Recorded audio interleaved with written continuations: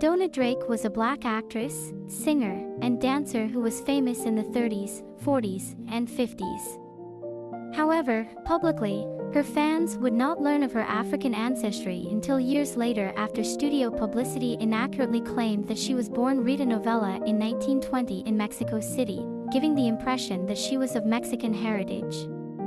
In actual fact, she was born November 15, 1914 in Florida to Joseph Westmoreland, of Arkansas, and Novella Smith, of Alabama, and they named her Eunice Westmoreland.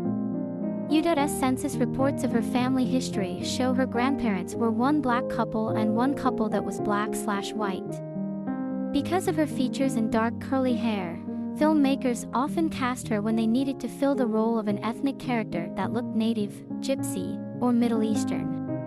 In 1933 she formed a sister act with her friend Renee Villian and they were hired at the Paradise Club on Broadway.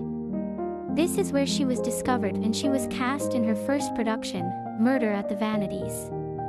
The fascinating career of Donna Drake, Eunice Westmoreland, 1914 to 1989, is a story of resourceful subterfuge and a talent so great that no such misdirection should have been required at all. Drake was three-quarters African American, yet she generally gave out that she was of Mexican parentage in hopes that it would help her leverage white roles.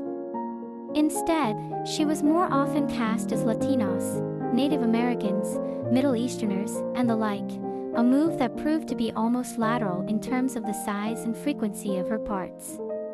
In addition to Donna Drake, she also used the professional names Una Villon, Una Vellon, Una Novella, Rita Novella, Rita Rio, and Rita Shaw. Besides acting, she also sang, danced, played several musical instruments, piano, trumpet, clarinet, saxophone, and was a band leader. As Rita Rio she performed at Broadway's Paradise Cabaret in 1935 and appeared in the Al Christie short Moonlight and Melody with Buster West and Tom Patricola. The following year she formed her own band Rita Rio and her Rhythm Girls, also known as the Girlfriends, and had a show-stopping number in Eddie Cantor's Strike Me Pink called The Lady Dances. She subsequently performed, sometimes with the band, in the movie Short Sweet Shoe, 1938, Beautiful But Dummies, 1938, Gals and Gallons, 1939, Fresh as a Freshman, 1941, and I Look at You, 1941. In 1940 she toured with a special edition of her orchestra with the celebrity additions of Marie Wilson, Faith Bacon, and Toby Wing, to raise money for charity.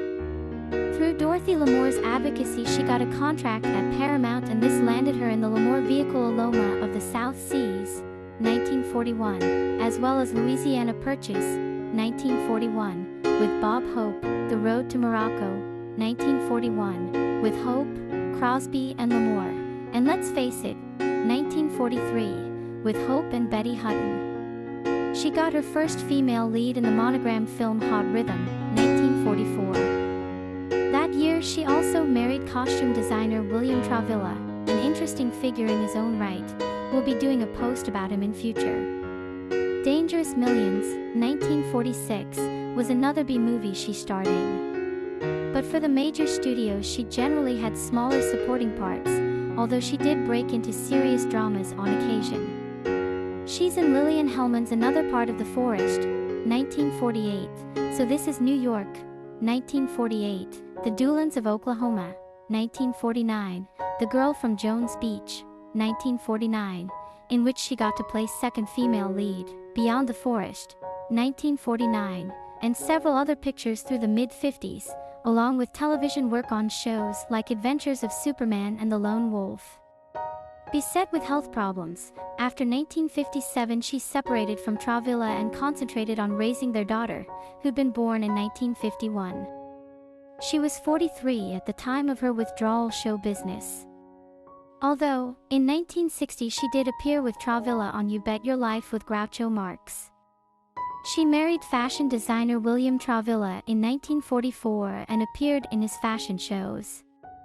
She had her first and only child in 1951 and named her Nia Novella Travilla. The couple separated in 1955 but never divorced.